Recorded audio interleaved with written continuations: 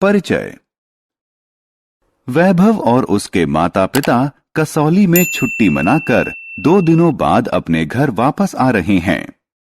रास्ते में वो पानी की बोतल खरीदने के लिए किराने की एक दुकान पर रुके। वैभव कार में ही रुक गया।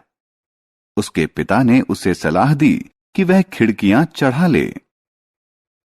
कुछ देर बाद वैभव को सांस की कमी और घुटन महसूस होने लगी। उसने ताजी हवा को अंदर आने देने के लिए कार का शीशा तत्काल नीचे सरका दिया। इस पाठ में आप वायु और उसकी उपयोगिता के बारे में सीखेंगे। आओ सीखें। वायु की विशेषता बताना। सभी सजीव प्राणियों के लिए वायु का महत्व बताना। वायु के उपयोग को बताना।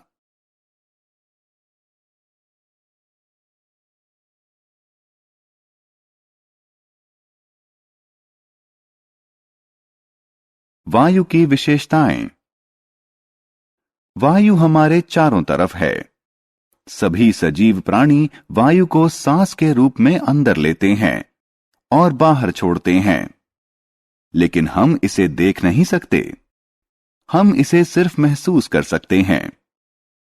वायु में कोई रंग, स्वाद या गंध नहीं होती। हवा में भार होता है। हवा से भरा एक गुब्बारा लीजिए और इसका वजन कीजिए। अब हवा निकालकर गुब्बारे को पिचका लीजिए। फिर से इसका वजन कीजिए। आपने क्या पाया? गुब्बारे में तब ज्यादा वजन था जब इसमें हवा भरी थी। इससे प्रमाणित होता है कि वायु में भार होता है।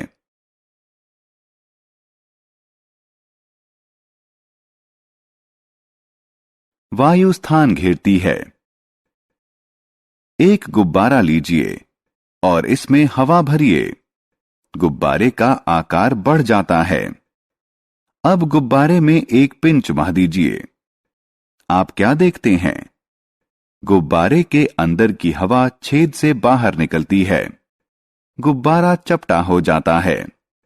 इससे प्रमाणित होता है कि वायु स्थान घेरती है।